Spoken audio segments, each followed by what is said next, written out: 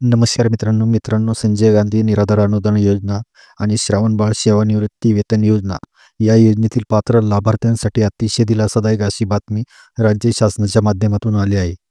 या योजनेतील लाभार्थ्यांना येणाऱ्या ऑगस्ट महिन्याचे मानधन वाटपासाठी लागणाऱ्या निधीस आज दिनांक 14 एप्रिल 2025 रोजी एक GR काढून शासनाने या निधीस मान्यता दिली आहे. विशेष सहाय्य योजनेतील लाभार्थ्यांना अर्थसहाय्याचे वितरण DBT पोर्टलद्वारे करण्याबाबत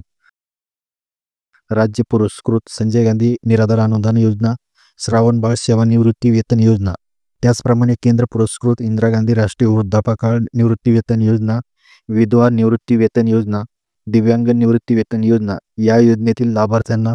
माहे 2025 ऑगस्टचे अर्थसहाय्य DBT पोर्टलद्वारे थेट लाभार्थ्यांच्या बँक खात्यात करण्यासाठी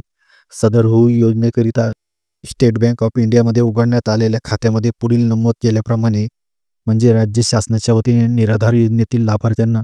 2025-26 आर्थिक वर्षासाठी दरमहा अनुदानाचे वाटप करण्यासाठी ज्या एकूण अनुदानाची तरतूद शासनाकडून करण्यात आलेली आहे आणि या निधीमधूनच माहे ऑगस्ट महिन्याचे लाभार्थ्यांच्या अनुदानाचे वितरण विशिष्ट वर्ग योजनेच्या मागणीनुसार लाभार्थ्यांना करण्यासाठी व त्याच्या वितरणासाठी लागणारे इतर खर्चास शासनाने या GRद्वारे निधी मान्य करून हा निधी बँकेमध्ये वर्ग जमा करण्यास मान्यता दिली आहे. तर अशा प्रकारे राज्य पुरस्कृत संजय गांधी निराधार अनुदान योजना आणि श्रावणबाळ सेवानिवृत्ती वेतन योजना त्याचबरोबर केंद्र पुरस्कृत इतर योजनेच्या लाभार्थ्यांच्या बँक खात्यामध्ये